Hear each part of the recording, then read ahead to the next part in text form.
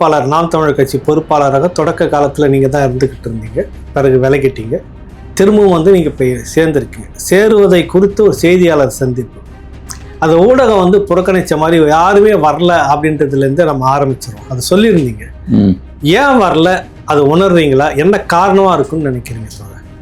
இவர் இந்த பொறுப்பாளர் ஒரு விதமாக சொல்லுவாரா, அந்த பொறுப்பாளர் ஒரு விதமாக சொல்லுவாரா? ஆக மொத்தம் வந்து எல்லாத்தையும் வந்து எந்த வகையிலையும் வந்து ஒரு தலைமைக்கே லாயக்கு இல்லை சீமான் அப்படின்ற வகையில் கட்டமைக்கிறதுக்கு இவங்க முயன்றாங்க. ஆனால் அந்த கட்சியை நம்ம விரும்பி நம்ம போய் அதில் போய் சேர்றது வந்து போடா, இதெல்லாம் நாங்கள் எடுத்து போட மாட்டோம், நாங்கள் ஒரு திட்டத்தோடு இருக்கிறோம். முதன்மையான ஊடகங்கள் கிட்ட வந்து மெயின் ஸ்ட்ரீம் ஊடகங்கள் கிட்ட வந்து ஒரு நடுநிலை பார்வை இல்லை. அப்படி நடுநிலையா நாங்க இருக்க, நடுநிலை இல்லைங்க அப்படியே நான் சொல்ல மாட்டேன், நடுநிலை இல்லைன்னே சொல்ல மாட்டேன். தமிழ் இனத்துக்கு எதிரான நிலையில இருக்கிறாங்க. முதலாக வந்துட்டு சீமான் சிறைக்கு செல்வதற்கான ஒரு பொதுக்கூட்டம் வந்து நடத்தினதே அதிகமாக தான். ஒரு முதன்மையான ஒரு ஆர்ப்பாட்டம். அது அந்த காலகட்டத்தில் ஒரு சென்சிட்டிவான ஒரு விஷயம் நல்லா ஞாபகம் இருக்குது. கலெக்டர் ஆஃபீஸுக்கு பக்கத்தில் ரொம்ப கடினமான காலம். அது ரொம்ப தொடக்க காலம் வந்து கருணாநிதியோட அராஜகத்தை எதிர்த்து என்னை பொறுத்த நான் பெருமைக்காக சொல்ல, நான் கருணாநிதியை எதிர்த்து போர் நடத்தினேன். அப்போ ஒரு ஒற்றுமை இருக்கு. என்ன தெரியுமா, நான் வெளியில போனவன் தமிழ் தேசிய பாதையை விட்டு எக்காரணம் கொண்டு மாறல. அதான் இவரை எதிர்த்து தான் அரசியல் பண்ணணும்ட்டு ஒருபோதும் பண்ணது கிடையாது. நேரடி எதிரி நம்ம திமுக தான் அப்படின்னு சொல்லி, இதுதான் அவர்கிட்ட குறை, அப்படி இதனால தான் நாங்கள் பிரிகிறோம், இதுதான் எங்களுக்கு உடன்பாடு இல்லைன்னு தான் நீங்கள் பிரிகிறீங்க சில விஷயங்கள் சொல்லி. இப்போ அதெல்லாம் சரி செய்யப்பட்டு விட்டதா இல்லை அப்படின்னு நீங்கள் பேச்சுவார்த்தையில் அதுக்கான உடன்பாடு எட்டியிருக்கீங்களா? நிறைய பேர் வெளியில வந்துட்டு இருக்கிறாங்க. அதே தான் கேள்வி. நீங்கள் உள்ளே போயிருக்கீங்க. நோக்கம் என்ன? பிரதான நோக்கம் தமிழ் இனத்துக்கு எதிராக, தமிழ் இனத்துக்கு ஆதரவாக ஒரு அரசியல் எழுந்த கூடாதுன்றதுதான் வைகோட எண்ணம். வைகோ என்ன சொன்னாரு, தமிழ் தேசியம் கூடிக்குவோம், தமிழ் தேசியம் ஒருத்தன் வரான், விட்டுறக்கூடாதுன்னு சொன்னாரு. சேர்ந்துக்கிடுங்க. அந்த விட்டுறக்கூடாதுன்றத வந்து இன்னைக்கு வந்து ஸ்டாலின் வந்து தீவிரமா நடைமுறைப்படுத்துற இடமாக நான் இதை பாக்குறேன்.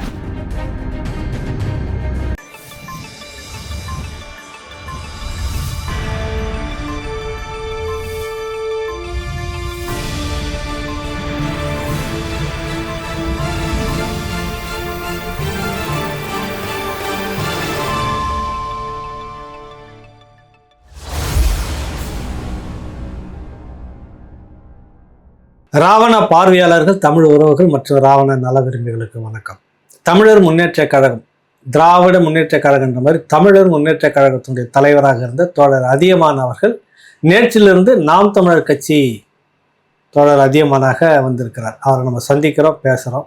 வணக்கம் தோழர். வணக்கம். வணக்கம். ஒன்றுபட்ட சென்னை மாவட்டத்தினுடைய பொறுப்பாளர், நாம் தமிழர் கட்சி பொறுப்பாளராக தொடக்க காலத்தில் நீங்கள் தான் இருந்துக்கிட்டு இருந்தீங்க. பிறகு விலகிட்டீங்க. திரும்பவும் வந்து நீங்கள் போய் சேர்ந்துருக்கீங்க. சேருவதை குறித்து ஒரு செய்தியாளர் சந்திப்பு, அது ஊடகம் வந்து புறக்கணித்த மாதிரி யாருமே வரல அப்படின்றதுலேருந்து நம்ம ஆரம்பிச்சிடும். அதை சொல்லியிருந்தீங்க. ஏன் வரல, அது உணர்றீங்களா? என்ன காரணமாக இருக்குன்னு நினைக்கிறீங்க தோழர்? நான் நேற்றுக்கு வந்து நாங்கள் வந்து நம்ம கட்சிக்காரங்க எல்லாம் சேர்ந்து நாங்கள் அங்கே போயிட்டோம். தமிழர் முன்னேற்ற கழகத்தை சார்ந்தவங்க எல்லாமே போயிட்டோம். நாங்கள் எதுக்காக அந்த ஊடக சந்திப்பே, பலர் வந்து நாம் தமிழர்ல இருந்து விலகி போயிருக்காங்க. இப்படி ஒரு கூட்டம் வந்து நேர எதிராக வந்து அந்த கட்சியில போய் இணையுது அப்படின்னு சொல்லிட்டு, இது எதுக்குடா இணைகிறாங்கன்னு தெரிஞ்சுக்கிற ஒரு ஆர்வத்தோடயே வந்து செய்தியாளர்கள் வருவாங்க அப்படின்னு நினைச்சிங்க. அப்படின்னு நான் நினைச்சேன். நானு ஏன்டா இது வந்து எல்லாம் போய்கிட்டு இருக்காங்க, இந்த கூட்டம் உள்ள வருதே அப்படின்னு ஒண்ணு. ரெண்டாவது வந்துட்டு நம்ம வந்து முறைப்படி அங்கே கொடுத்தாச்சு, 5500 பணம் கட்டியாச்சு. அங்கே வந்து செய்தியாளர் வர சொல்லி அழைப்பு வந்து அந்த ஜேக்கப் வழியாக கொடுத்தாச்சு. நாம் தமிழர் கட்சியில் இருக்க பாலமுரளிவர்மன் நோட்டு போட்டு அனுப்பி விட்டார் ஊடகத்துக்கு. எல்லாம் அனுப்பிவிட்ட நிலையில எல்லாம் ஒரு 30-40 ஊடகங்கள் அங்கே காத்திருக்கும் அப்படின்ட்டு நான் பார்த்தா, நாங்கள் தான் போயிருக்கிறோம், ஒருத்தர் கூட இல்லை. சொல்லப்போனால் வந்துட்டு 1-2 யூடியூப் சேனல்கள் இருக்காங்க. எந்த ஒரு முக்கியமான ஊடகமோ இல்லை யூடியூப்லேயே கூட இருக்கட்டும், யாருமே வராமல் நாங்கள் போன நேரம் 11 மணி சொல்லியிருந்தோம். 11:10க்கு தான் நாங்கள் போனோம். அந்த நேரத்தில் யாருமே இல்லை. எனக்கு ரொம்ப பேரதிர்ச்சி ஆயிடுச்சு. அந்த ஜேக்கப்கிட்ட கேட்குறேன், நான் நான் எல்லாத்துக்கும் நான் அனுப்பிட்டேன். அவங்க எல்லாருக்கும் அனுப்புவாங்க, அவங்க மேல ஒண்ணு குறை ஆமா வரணும். வரலன்னு சொல்லிட்டு சொல்றாரு. அப்ப நான் இதை பத்தி நான் எனக்கு என்ன, உடனே நான் வந்துட்டு நாங்க இவ்வளவு பேர் வந்திருக்கிறோம், ஒரு ஊடகம் கூட வரல, நான் நாம் தமிழர் கட்சியில இருந்து விலகுறோம் அப்படின்னு சொன்னா வைக்கிற மாதிரி மொப்பைங்க. ஆனா இங்க மட்டும் நீங்க வரல அப்படின்றத நான் என்னோட முகநூல்லே காணொலியாவே போட்டு விட்டேன் நான். சரிங்களா? இது ஏன் அப்படின்னு பாக்குறேன்னு கேட்டீங்கன்னா, நாம் தமிழர் கட்சியில இருந்து ஒரு சின்ன பொறுப்பாளர் விலகினா கூட அவர் எந்த ஊர்ல இருக்காரோ அந்த ஊர்லயே போயிட்டு கிராமத்துல இருந்தா கூட தேடி எடுத்துட்டு போய் இந்த சீமானை பத்தி ஏதாவது எதிரா சொல்லுவாங்களா அப்படின்னு சொல்லிட்டு, இவர் இந்த பொறுப்பாளர் ஒரு விதமா சொல்லுவாரா, அந்த பொறுப்பாளர் ஒரு விதமா சொல்லுவாரா, ஆக மொத்தம் எல்லாத்தையும் எந்த வகையிலையும் ஒரு தலைமைக்கே லாயக்கு இல்ல சீமான் அப்படின்ற வகையில கட்டமைக்கிறதுக்கு இவங்க முயன்றாங்க. ஆனால் அந்த கட்சியை நம்ம விரும்பி நம்ம போய் அதுல போய் சேர்றது போடா, இதெல்லாம் நாங்க எடுத்து போட மாட்டோம், நாங்க ஒரு திட்டத்தோட இருக்கிறோம், நீ ஒரு லூஸ் மாதிரி போய் சேர்றேன்னா இதெல்லாம் நாங்க போடணுமா அப்படின்னு ஒரு மிகப்பெரிய நாம் தமிழர் கட்சியை ஒழிக்கும் மனநிலையில இந்த தமிழ்நாட்டில் உள்ள ஊடகங்கள் செயல்படுது. அதுக்கு ஒரு ஆதாரமா தான் நான் இதை பாக்குறேன். நான் இவ்வளவு தூரம் பழி வாங்கும் உணர்ச்சியோடையும் அந்த கட்சியை ஒழிக்கிறதுல அரசு அதை நினைக்குது, தமிழர் அல்லாத ஒரு அரசு அதை நினைக்குது, அதை இந்த ஊடகக்காரங்கள் செயல்படுத்துறாங்க. அப்படிதான் பாக்குறேன் நான். அதாவது ஊடகமும் ஒரு கட்டுப்பாட்டுக்குள்ள இருக்கிறாங்க, அதுல சந்தேகமே இல்ல. நான் தமிழர் முன்னேற்ற கழகம் சார்பில் நான் பல போராட்டங்கள் நடத்துறதுக்கு நாங்க போய் பத்திரிகையாளர் சந்திப்பு வச்சிருக்கோங்க. நான் இது நான் சும்மா ஒரு வருஷம் இந்த நேற்றுக்கு போயிட்டு நாங்க இந்த கட்சியில இன்னைக்கு நான் இணையல. 2011 ஜனவரி, அதுக்கப்புறமா 2025 மார்ச்ல வர்றேன் நான். 14 வருஷம் கழிச்சு வரேன். ஆமா, 14 வருஷம் வனவாசம் போன மாதிரி போனோம். இந்த இனத்துக்காக ஒரு அரசியலை நாங்க பல வேலைகளை செஞ்சிருக்கோம். சரிங்களா? அப்படிப்பட்ட ஒருத்தர் ஒரு முக்கியமான நபர் அந்த கட்சியில இணையும் போது, ஒரு கூட்டத்தோட இணையும் போது அது இவர்களுக்கு பெரிய செய்தியே இல்லை. அப்ப பாத்தீங்கன்னா தமிழ் இனத்துக்கு ஒரு தமிழ் இன உரிமைகளை பேசி தமிழர்களுக்கு விழிப்புணர்வு ஊட்டி தமிழர்களுக்கான ஒரு அரசியல் அதிகாரத்தை பெற்றே தீர வேண்டும் நோக்கத்தோடு செயல்படுறது நாம் தமிழர் கட்சி. ஆனால் அப்படி ஒண்ணு வந்தே விடக்கூடாது.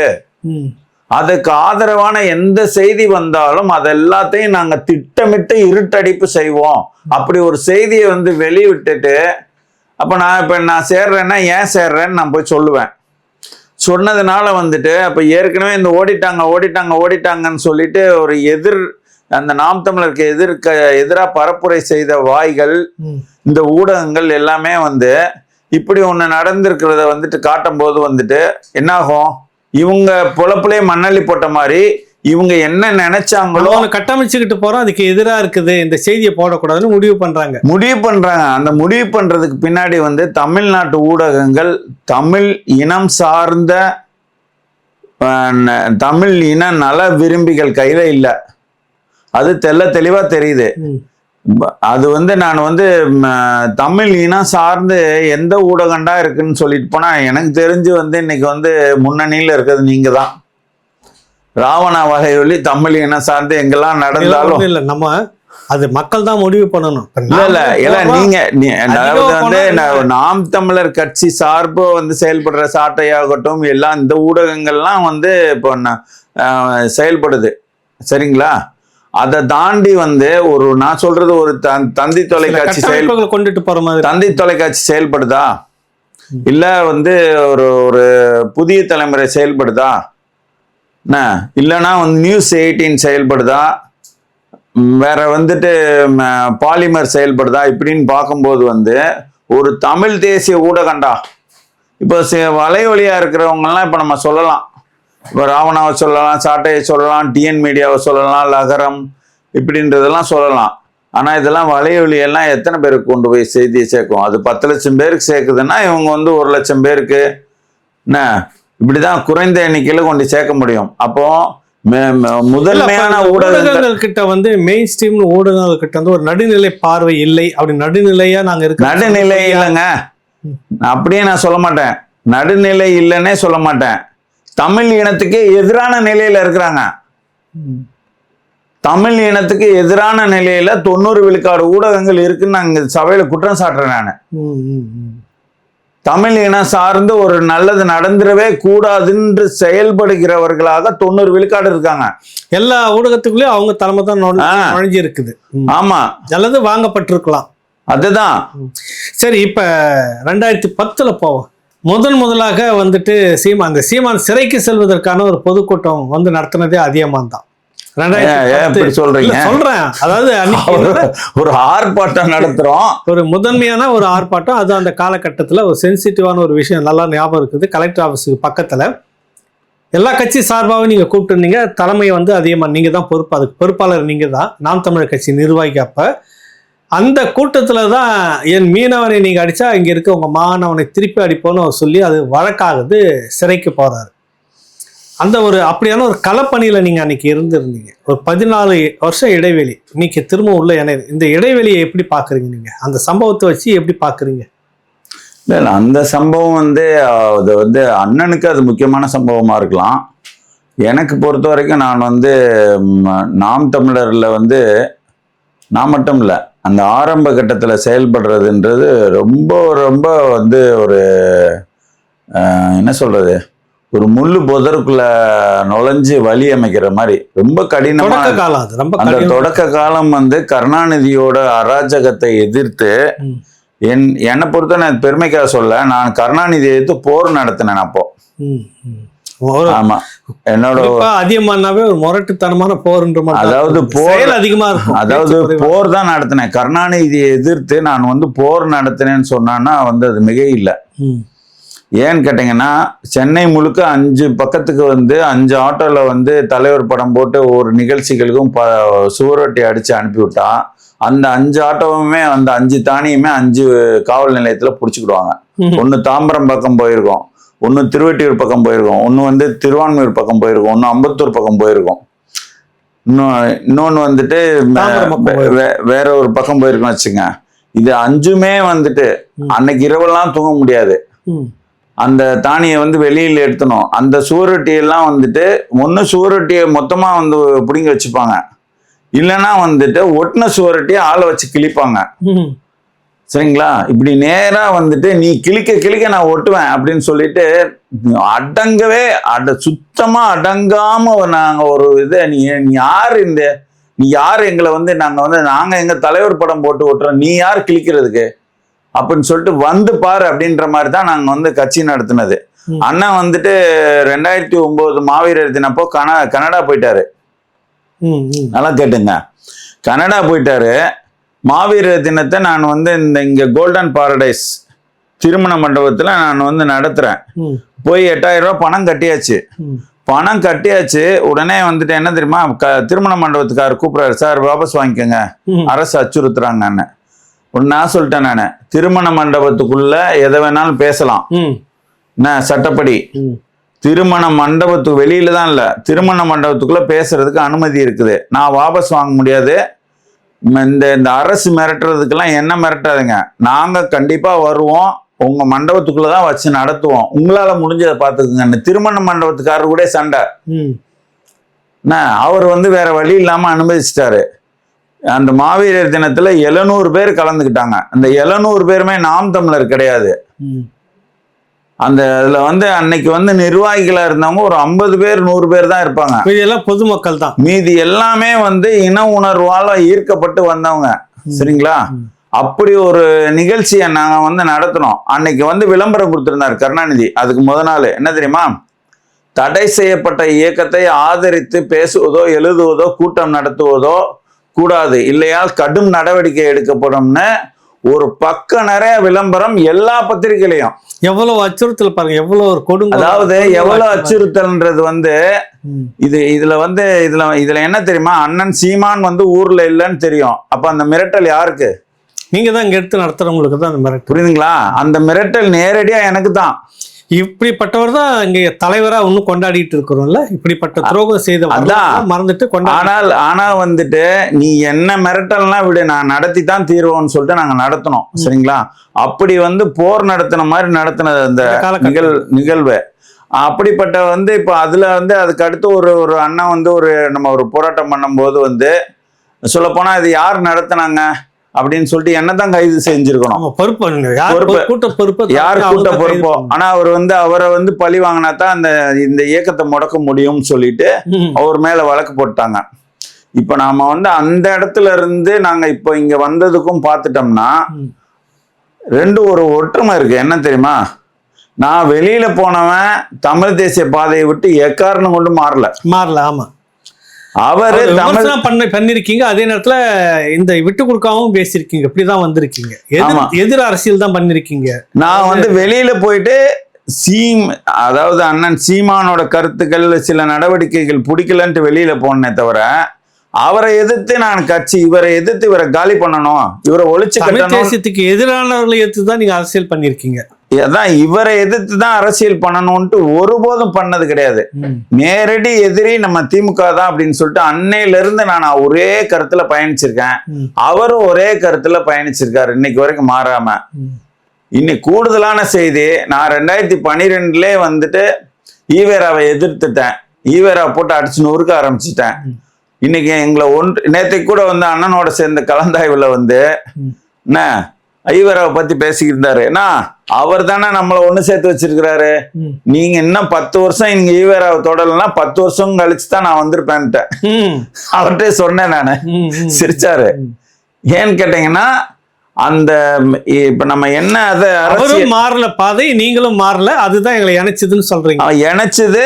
அதே நேரத்துல வந்து நான் என்னெல்லாம் செஞ்சா அந்த இனத்துக்கு நல்ல மாற்றத்தை கொண்டு வர முடியும்னு நினைக்கிறேனோ அந்த பாதையிலே வந்துட்டு அவரும் வந்துட்டு அந்த பாதைக்கே வந்துட்டாரு. இப்போ சரிங்களா, வந்துட்டாரு. அப்போ வந்து இனிமேல் வந்து சரியான முறையில போகும். அப்போ வந்து பாத்துட்டீங்கன்னா ஒரு ரெண்டும் ஒரே புள்ளியில இணையிற போது வந்து தனித்தனி அமைப்புகள் எதுக்கு சேர்ந்து இனிமே அது மட்டும் கிடையாது, மிகப்பெரிய அச்சுறுத்தல் பண்றாங்க அந்த நாம் தமிழரை அழிச்சு ஒழிச்சிடணும்னு சொல்லிட்டு.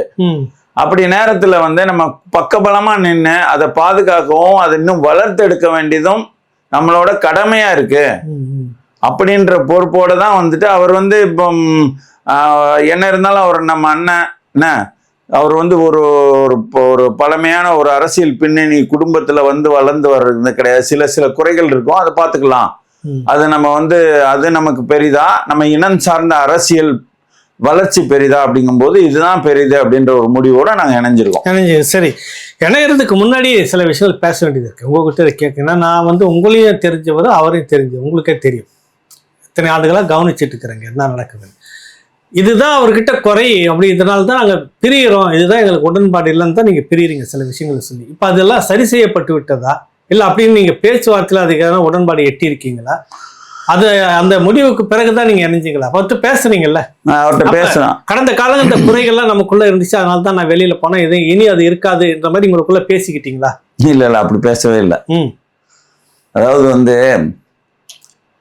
அன்னைக்கு வந்து அவர் மேல பல குறைகள் இருந்தாலும் ஒரு சம்பவம் தான் நாங்க வந்து பிரியறதுக்கு முதன்மையான காரணமாச்சு. அது என்ன காரணம்னு கேட்டீங்கன்னா, இவர் சிறையில இருந்து வர்றாரு, வந்து ஒரு கலந்தாய்வு போடுறாரு. அதாவது தேர்தலில் நிக்கலாமா வேண்டாமான்னு. சரிங்களா, நான் வந்து தேர்தலில் நிக்கலாம், நான் தேர்தலில் நிக்கலாம், நீங்க வந்து தேர்தல் நிக்கிறோன்னு சொல்லுங்க.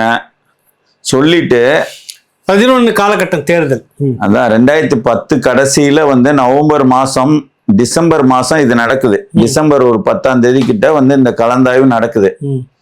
அதுல என்ன விஷயம்னா, அந்த கலந்தாய்வு நடந்த இடமும் நான் வெளியேறதுக்கு காரணமாக அந்த ஒரு நிகழ்வு நடந்துச்சு இல்லையா, அந்த இடமும் நான் நேத்து போய் சேர்ந்து நாங்க இணைந்து கொண்ட இடமும் ஒரே இடம். எல்லாம் ஒரே இடத்துலதான் நடக்குது. 14 வருஷத்துக்கு முன்னாடி எந்த இடத்துல பெரியறீங்களோ அதே இடத்துல போய் சேர்ந்து. அதுல வந்து இன்னொரு தமாஸ் என்னன்னா, ஐயா சாகுல் அமீது ஐயாவோட மகள் வந்து அங்க போன உடனே என்னை வரவேற்றுட்டு இந்த புகைப்படத்தை காட்டி அந்த இடத்துல அன்னைக்கு எடுத்த அந்த 2010 டிசம்பர்ல எடுத்த புகைப்படத்தை எடுத்து காட்டிட்டு, இது இந்த இடம் தானே, இது இந்த இடம் தானான்னு சொல்லிட்டு என்கிட்ட காட்டுது. எனக்கா வந்து சிரிப்பு. அம்மம்மா இந்த இடம் தான்மா, இந்த இடம் தான்மான்னு நான் சொல்றேன். சரிங்களா, இப்ப என்னன்னு கேட்டா, நான் வந்து தேர்தலில் நிக்கணும் அப்படின்றதுக்கான கருத்தை சொல்றேன். என்ன சொல்றேன் அப்படின்னா, நம்ம வந்து வளர்ந்த அமைப்பு வளராத அமைப்புன்றதை விட இந்த தேர்தலவே வந்து நம்மளோட கட்சி வளர்ச்சிக்கு பயன்படுத்தலாம் அப்படின்னு ஒரு ஆலோசனை சொன்ன அவர்கிட்ட. எப்படின்னா வந்துட்டு நாம் தமிழர் தேர்தலில் போட்டியிடும் அப்படின்னு சொல்லிட்டு இங்க இருந்து அப்படியே கிளம்பி செங்கல்பட்டு, உளுந்தூர்பேட்டை, திருச்சி அப்படின்னு சொல்லிட்டு நீங்க வந்து போயிட்டே இருக்கும்போது ஒரு 50 ஊரை கடந்து திருச்சி போயிட்டாருன்னு வச்சுக்கோங்க ஒரு 10 நாள்ல.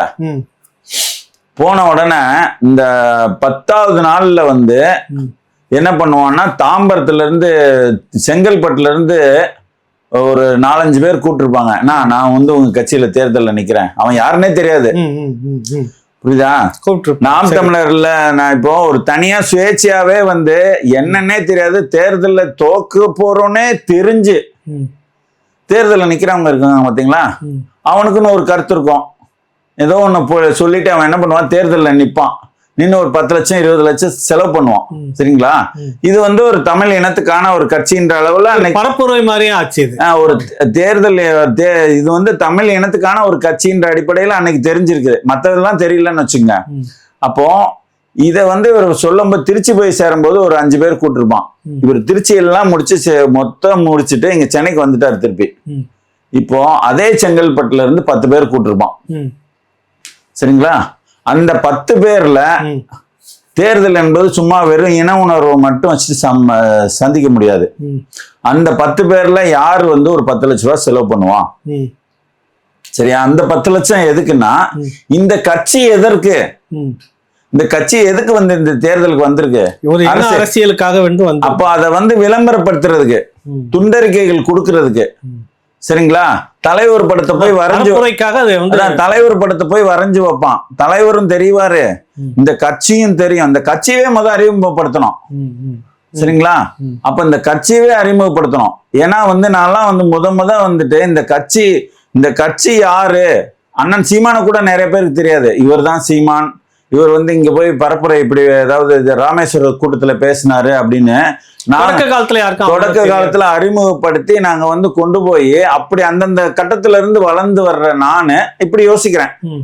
இந்த இன்னும் வந்து நம்ம கட்சி யோசிக்கிறீங்க, இது வந்து வேணான்றாரு, அங்கதான் முரண்பாடு வருது. ஆமா, முரண்பாடு வருது. சரிங்களா? நான் வந்து இதை விலைக்கு சொல்றேன். விலைக்கு சொல்லி நீங்க வந்து இப்படி பண்ணீங்கன்னா வந்து நாம வந்து தமிழ்நாடு முழுக்க நம்ம கட்சியை பிரபலப்படுத்திடலாம்னா அப்படின்னு சொன்னேன் நானு. அப்போ அது அவருக்கு பிடிக்காம வந்துட்டு தேர்தலில் நிக்க முடியாதுன்னு சொல்லிட்டு சில கடுமையான வார்த்தைகள்லாம் சொல்லிட்டாரு. சொல்லிட்டோன்னா நான் வந்து என்னடா இவர் இப்படி சொல்லிட்டாருன்னு சொல்லிட்டு அதோட போயிட்டேன். சரிங்களா? இப்ப என்னாச்சுன்னா அது வந்து அந்த கட்டம். இப்ப தேர்தலில் நின்று பரப்புரையில சேர்த்து வேட்பாளரும் அதே இது வந்து 2016 வந்துட்டு அன்னைக்கு சொன்ன வார்த்தை கட்சி கட்டமைக்காம தேர்தலில் நிக்க முடியாதுன்னு. ஆனால் வந்து 2016 தேர்தலில் நின்னாங்க. கிட்டத்தட்ட வந்து நம்ம எதிர்பார்த்த மாதிரி அவர் அந்த இடத்துக்கு வந்துட்டாரு. இப்ப இன்னைக்கு பார்ப்போம், நீங்க கேட்ட கேள்விக்கு வரேன். அவர் வந்து நீங்க முன்னாடி அந்த மாதிரி எல்லாம் பண்ணீங்களே, இப்ப எதுவும் திருந்திட்டீங்களா? இல்ல இப்போ அந்த மாதிரி எல்லாம் தான் நமக்கு 2 பேருக்கு பிரச்சனையாச்சு. கருத்து முரண்பாடு வந்தது, இப்ப திரும்ப கருத்து முரண்பாடு வராத பேசிக்கிட்டீங்களான்னு கேட்டா. சரி, பேசிக்கிட்டீங்களா? சரி, ரைட், அப்படியே வச்சுப்போம்.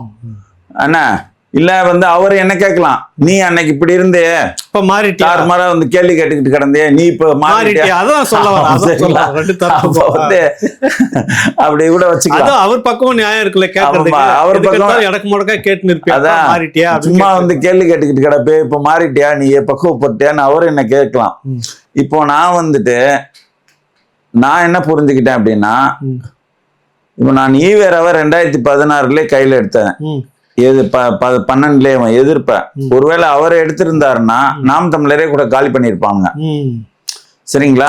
வளர்ந்துட்டு இருப்பாடு இப்ப கையில எடுக்கிறாரு. சரிங்களா?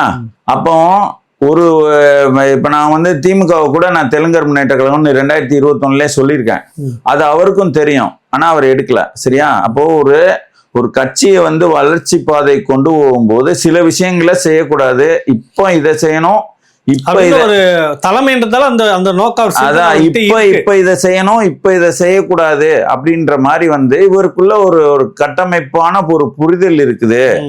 அந்த புரிதலோட விளைவுதான் அப்போ அன்னைக்கு தேர்தலை சந்திக்க வேணான்ற மாதிரி இருக்கலாம் என்றது நீங்க புரிஞ்சுக்கிட்டீங்க. என்ன அப்படி இருக்கலாம். அவர் பெரியார வந்துட்டு இப்ப கையில எடுத்திருக்கிறாரு. ஆக மொத்தம் வந்து அவரோட சிந்தனை வந்து அவரு ஒரு செயல்படுத்துற விதம் வந்து நம்ம நினைச்சதுதான் செயல்படுத்துறாரு. நாம வந்து கொஞ்சம் முன்னாடி பண்ணிட்டோம். சரிங்களா? அவர் வந்து லேட்டா பண்ணாலும் நாம வந்து முன்னாடி பண்ணாலும் நம்ம பெரிய விளைவு ஏற்படுத்தல. இந்த சமூகத்துல மக்கள்கிட்ட நிறைய கொண்டு போய் சேர்க்கல.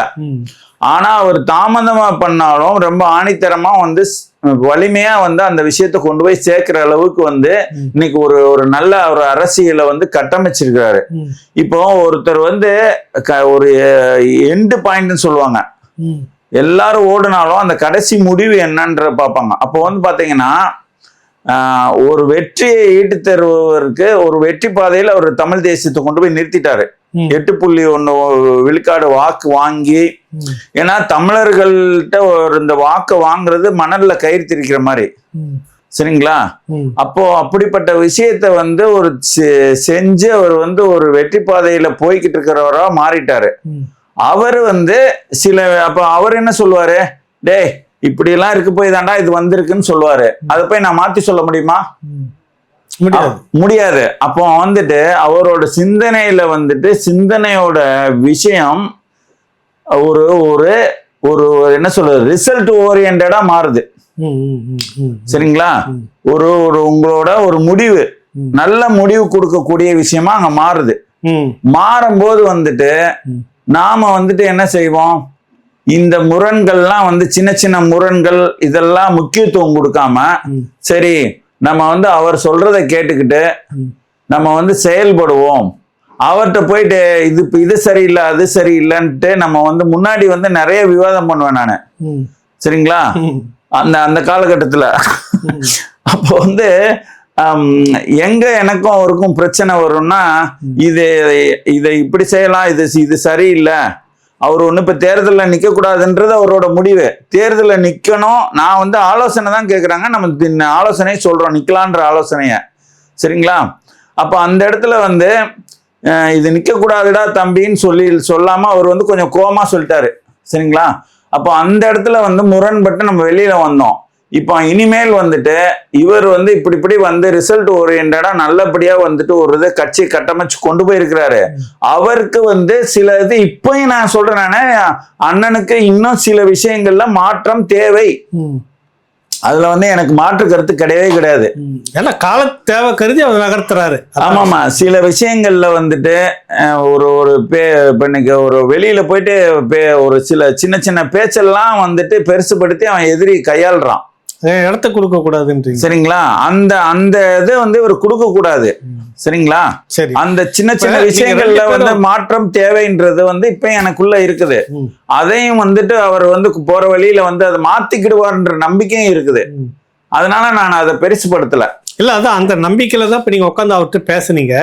2 பேரும் உட்காந்து பேசிக்கிட்டீங்க, நேருக்கு நேரம் பேசிக்கிட்டு தான் பிறகு இணையறீங்க.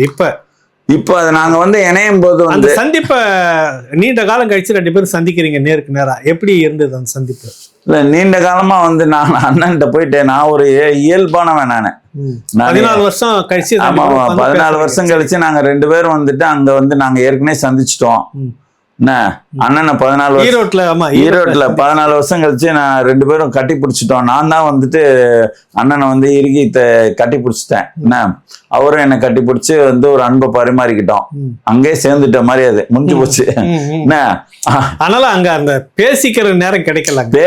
பேசிக்கிற நேரம் கிடைக்கல. ஈரோட்ல பேசிக்கிற நேரம் கூட என்ன தெரியுமா பண்ணோம், நான் அவர்கிட்ட சொன்ன வார்த்தை, என்ன நான் உங்ககிட்ட நீங்க கட்சியில இணையறதுக்காக வரல.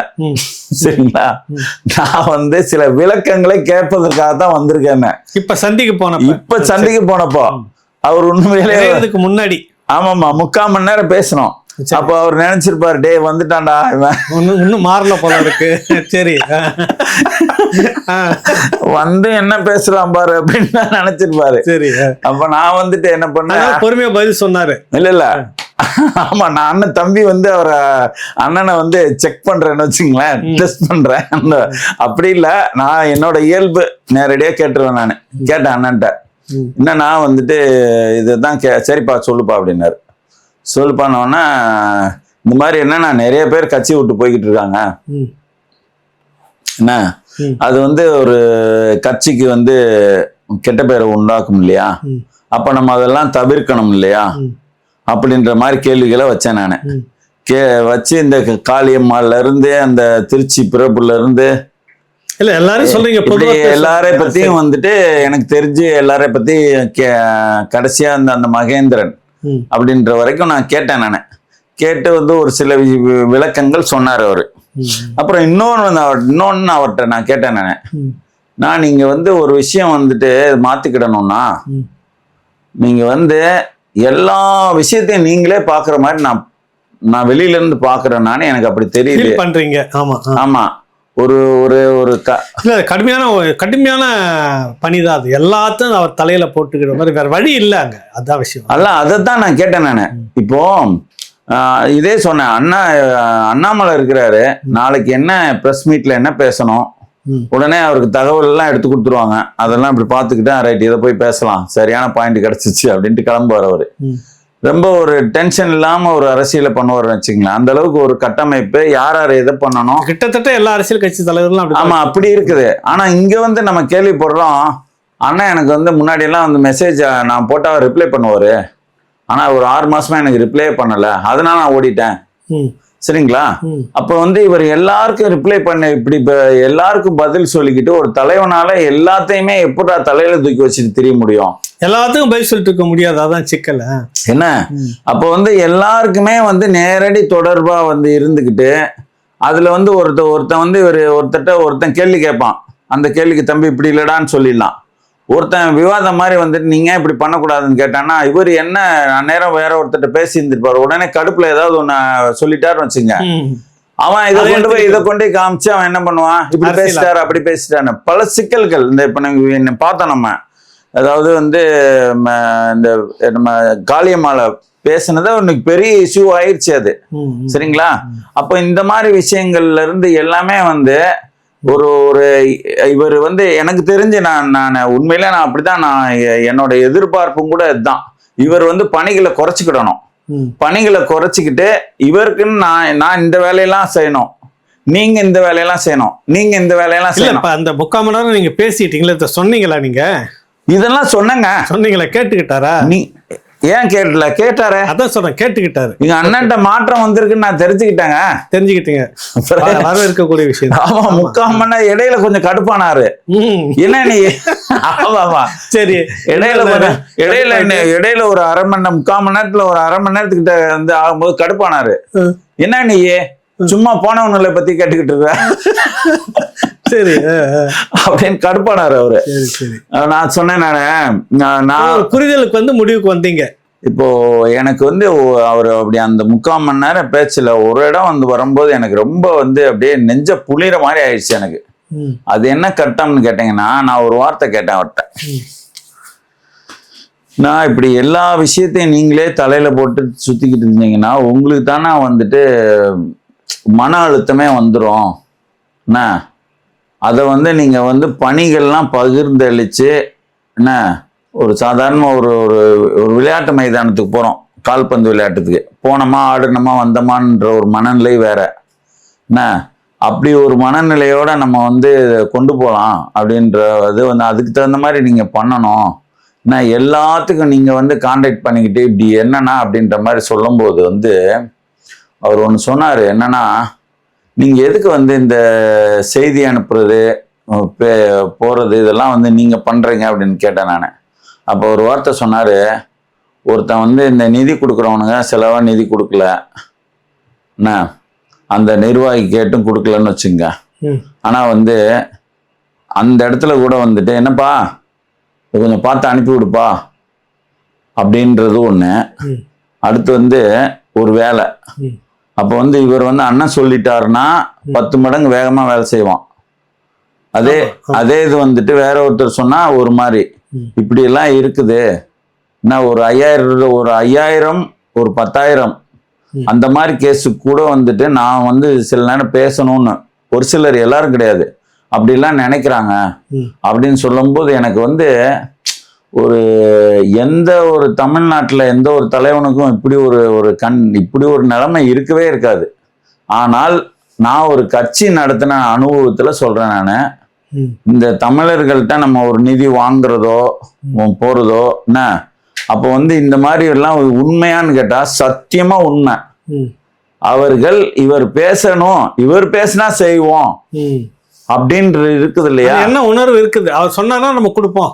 ஆனா அவர் சொன்னா நம்ம கொடுப்போம் அப்படின்றது வந்து இன்னும் வந்து அவரை எந்த இடத்துல வந்து வச்சு பாக்குறாங்கன்றதே அந்த இடத்துல மாற்றம் நடணும். ஏன்னா இது நாம் தமிழர் கட்சிக்காக நம்ம செய்யறோம். இத்தனை ரூபா வந்து இத்தனை ஒரு மாசம் அனுப்புவோம்னா அவர் அண்ணன் பேசினான்னா பேசாட்டேன்ன, சரிங்களா? அந்த இடத்துக்கு கொண்டு போயிட்டோம்னா இதுக்காக இவர் பேச வேண்டியது கிடையாது. சரி, தலைமை சொல்லிடுச்சு இந்த போராட்டத்தை, சரிங்களா? இதை வந்து இவர் பேசினதுனால கொஞ்சம் பேரை கூட்டு போய் செய்வோம் அப்படின்ற மனநிலை இருக்கா இல்லையானா சத்தியமா இருக்குது. அந்த மனநிலை இருக்கிறது இவருக்கு ஒரு பிரச்சனையா இருக்குது. ஆனா அத பிரச்சனையாவே கருதாம வேற வழி இல்லாம தலையில தூக்கிக்கிட்டு இவர் செயல்படுறாரு, சரிங்களா? இதெல்லாம் பார்க்க முடிஞ்சதுன்றீங்க? ஆமா, இதெல்லாம் வந்து பார்க்கும்போது வந்து இத பார்க்கும்போது வந்து இதுக்கு நான் என்னால பதிலே சொல்ல முடியல. நெகிழ்ச்சி ஆயிடுச்சுன்றீங்க உங்களுக்கு? நெகிழ்ச்சி இல்ல, இவரை நினைச்சு இவரை நினைச்சு எனக்கு எல்லாத்துக்கும் பேச வேண்டிய சூழ்நிலை இருக்குது. ஆமா, இவரை நினைச்சு உண்மையிலே எனக்கு வந்து வேதனையா இருந்தது. என்ன சரி, இனி ஒரு அந்த ஒரு இடம் இருக்கு இல்லையா, அந்த ஒரு இடம் வந்துட்டு சரி எனக்கு ஒரு முடிவு எடுக்க வச்சிருச்சு. என்ன தெரியுமா? நாம வந்து இவர் வந்து ஒரு ஒரு கட்டமைப்பு ரீதியான ஒரு இந்த ஸ்டாலின் மாதிரி இந்த மாதிரி வரல, இவரா ஆரம்பிச்சு என்ன கையை குத்தி கரணம் பாஞ்ச மாதிரி வந்துட்டு ஒரு இதை வந்து உருவாக்கிட்டு வர்றாரு, உருவாக்கி கொண்டு வர்றாரு. அந்த இடத்துல வந்து நாமளும் உள்ள போயிட்டு இன்னும் வலிமைப்படுத்துறதுக்கான வேலையை நம்ம வந்து செய்வோம். செஞ்சு மற்ற கட்சிகள் போல வந்து நல்ல நான் அதையும் சொன்னேன். நான் அங்க வந்து KN நேரு திருச்சியில இருக்கிறாருன்னா இங்க வந்து அவன் பார்த்துக்கிடுவான் அப்படின்ற அளவுல ஸ்டாலின் இருப்பாருனா, அது மாதிரி ஒவ்வொரு மாவட்டத்திலயும் உங்களுக்கு ஆள் இருக்கணும்னா அப்படின்னு நான் சொன்னேன். நான் எல்லாத்தையும் பேசினேன், கேட்டுக்கிட்டாரு. நல்லது. இப்ப ஒரே ஒரு கேள்வி மட்டும் கேட்டு முடிச்சுக்கலாம். நிறைய பேர் வெளியில வந்துட்டு இருக்கிறாங்க, அதே தான் கேள்வி. நீங்க உள்ள போயிருக்கீங்க, நோக்கம் என்ன? பிரதான நோக்கம் இப்போ எதுக்கு வந்து நம்ம இந்த இடத்துல போகணும் அப்படிங்கும்போது வந்து எப்பயுமே வந்து ஒரு ஈவேரா கூட சொல்லியிருப்பாராம், அந்த ஹிந்துல வந்து ஒன்னு எழுதுனா நம்ம அதுக்கு எதிராக நடக்கணும் அப்படின்னு. புரியுதுங்களா? பாப்பா பத்திரிகை என்ன சொல்லுதோ அதுக்கு எதிராக நம்ம இருக்கோம். ஆமாமா, அது எதிராக நடக்கணும்னு சொல்லிட்டு சொல்லியிருப்பாராம். இப்போ நம்ம வந்து நாம் தமிழருக்கு எதிராக சின்ன சின்ன ஒரு யாரோ ஒரு மாவட்ட செயலாளர்ல அவருக்கு கீழே உள்ளவர் போயிட்டா கூட பெரும் செய்தி ஆகுறத நம்ம கண் கூட பாக்குறோம். என்ன அப்ப அந்த கண் கூட பார்த்து இவங்க என்ன செய்ய விரும்புறாங்கன்றது நல்லாவே புரியுது. அப்புறம் வந்து அந்த டிஜிபி டிஐஜி அவர் என்ன பண்றாரு, ஒரு கட்சிக்காரர் மாதிரி வந்துட்டு திரள்நிதி வருண்குமார் என்ன திரள்நிதின்னு சொல்லிட்டு அவர் பேசலாமா? எங்கேயாவது வந்து காசு பிறர்கிட்ட வாங்காம கட்சி நடத்த முடியுமா? அப்போ அடுத்து வந்து இந்த பெண்மணி வந்து 4-5 இதுல கேஸ்ல சம்பந்தப்பட்டது, அது பாதிக்கப்பட்டிருக்கு இல்ல விஜயலட்சுமி, அது இல்லைன்னுல. ஆனால் வந்து இதுக்கு வந்து பின்னாடி இருந்து வந்து அந்த செய்தியை பூஸ்டப் ஆக்கி அந்த பாக்குறோம் வந்து இவருங்க காவல்துறையை வச்சு நோட்டீஸ் ஒட்ட போன இடத்துல அது ஒரு பிரச்சனையாக்கி கைது பண்றாங்க. அப்படி எல்லாத்தையும் பார்க்கும்போது அண்ணனுக்கு எதிராக நிறைய இடத்துல வழக்கு, ஈவேராவை அங்க திட்டாரு இங்க திட்டாரு, இப்படி எல்லாமே வந்து மிகப்பெரிய அளவில் பார்க்கும்போது இந்த கட்சியை வந்து அழிச்சு ஒழிக்கணும்னு அரசு முடிவு பண்ணிடுச்சு. யார்? இந்திய அரசு முடிவு பண்ணல, தமிழ்நாட்டை ஆளுகிற தமிழர் அல்லாத தெலுங்கு அரசியல் ஆதிக்க அரசு வந்து முடிவு பண்ணிடுச்சு அப்படின்றது நேரடியா தெரியுது. இதை தெரிஞ்சுக்கிட்டு நான் எப்படி சும்மா இருக்க முடியும்? அப்ப மத்தவங்க சும்மா இருக்காங்களே, என்னால இருக்க முடியாதே. நான் வந்து இந்த இனத்துக்கான ஒரு அரசியலை தான் நான் வந்து எங்க இருந்து வந்தேன், ஈழப்படுகொலையை வச்சுதான் அந்த அரசியலுக்கு வந்தோம். அதை வச்சு பாதை மாறாம இருந்தீங்க, அதனால உங்களுக்கு உணர்வு வந்திருக்கு. எனக்கு அந்த உணர்வு வருது. வந்த உடனே வந்து இதை எப்படி நம்ம வந்து நம்ம கண்ணெதிரில் வந்துட்டு இதை வந்து அழிச்சு ஒழிக்கிறதுக்கோ எதுக்கோ நம்ம விடக்கூடாது. இதை வந்து இதனால வந்து இதுக்காக நம்ம வெளியில இருந்து கருத்து சொல்றது வேற என்ன, ஆனா உள்ள போனோம்னா அவருக்கு ஒரு தெம்பா இருக்கும். அண்ணனுக்கு இந்த மாதிரி என்ன போன்ற பலர் வந்தாங்கன்னா வச்சுங்க பரவாயில்ல அப்படின்னு. அதே நேரத்துல வெளியில போனவங்க இருக்காங்க இல்லையா, அந்த வெளியில போனவர்களும் வந்துட்டு ஒவ்வொருத்தரும் கொடுக்குற பேட்டியும் ஒரு மாதிரி இருக்கு. அப்போ உண்மையிலே வந்து இந்த தருணத்துல நம்ம உள்ள போனோம்னா டேய் நீங்க இந்த மாய வலையெல்லாம் கட்டமைக்காதீங்க. நீங்கெல்லாம் எதுக்கு கட்டமைக்கிறீங்க? நீங்கெல்லாம் யாரு? ஒரு தமிழ் இனத்துக்கு எதிராக, தமிழ் இனத்துக்கு ஆதரவாக ஒரு அரசியல் எழுந்த கூடாதுன்றதுதான் வைகோட எண்ணம். வைகோ என்ன சொன்னாரு?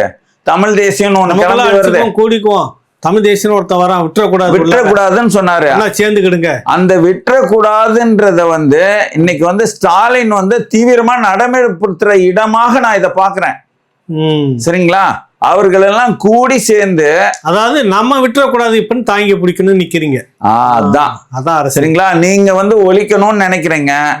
நாங்க இந்த இடத்துல இனமாக கூடி ஒண்ணு சேர்ந்து செயல்படணும்ன்றத நான் இதுல உடனடியாக எந்த விதமான இதுவும் பார்க்காம உடனே பத்திரிகையாளர் சந்திப்பு வச்சோம். அவர் ரவி ராஜாலி வச்சாரு, நான் பின்னாடி இருந்து எல்லாம் செயல்பட்டு அதை வச்சோம். அண்ணன் மூர்த்தி அண்ணனை கூட்டு போய் அவர் பேசினாரு. அவர் அந்த மேடையில போய் பேசினாரு. அப்போ இந்த ஒரு எளிவனாலையும் இந்த இதெல்லாம் செய்ய முடியுதுல்ல, சரிங்களா? அப்போ பாத்துட்டீங்கன்னா, இப்ப நான் சொன்ன உடனே வரணும், அந்த இடத்துக்கு வரணும்ன்றது மூர்த்தி அண்ணனுக்கு தேவை கிடையாது. ஆனா அவரும் அதே இதை புரிஞ்சிருக்கிறாரு. டேய் நம்ம இனத்துக்கு எதிராக இவனுங்க எல்லாம் சதி பண்றானுங்க, இந்த இடத்துல நம்ம இந்த அரசியலை காப்பாற்றணும், விட்டுறக்கூடாதுன்ற நானும் நினைக்கிறேன், அவரும் நினைக்கிறாரு, ரவிராஜாலி நினைக்கிறாரு, எல்லாருமே நினைக்கிறாங்க. சரிங்களா? எல்லாரும் எல்லா கருத்தையும் ஒன்று திரட்டி நாங்கெல்லாம் பக்கபலமா நிப்போம் அப்படின்றத வெளிப்படுத்தணும் அப்படின்னு சொல்லிட்டு நான் முடிவு பண்ணிட்டு ஒரு கூடுதலாக அந்த கட்சியிலேக்குள்ளே இணைஞ்சு இப்ப எல்லாமே ஒரு ஈவேரா எதிர்ப்பு அந்த புள்ளி எல்லாமே வந்துருச்சு. அந்த கட்சிக்குள்ள இணைஞ்சு இன்னும் அண்ணனோட கருத்தை வலிமைப்படுத்துவோம், நாம் தமிழர் அரசியலை அரியணையில் ஏற்றுவோம் என்ற ஒரு முடிவோடு நான் அதுக்குள்ள பயணிக்கிறேன். உங்க முயற்சிகள் வெற்றி பெற ராவணா சார்பாகவும் வாழ்த்துறோம். தொடர்ந்து முன்னேறுங்க, பயணிங்க. வாழ்த்துக்கள். நன்றி.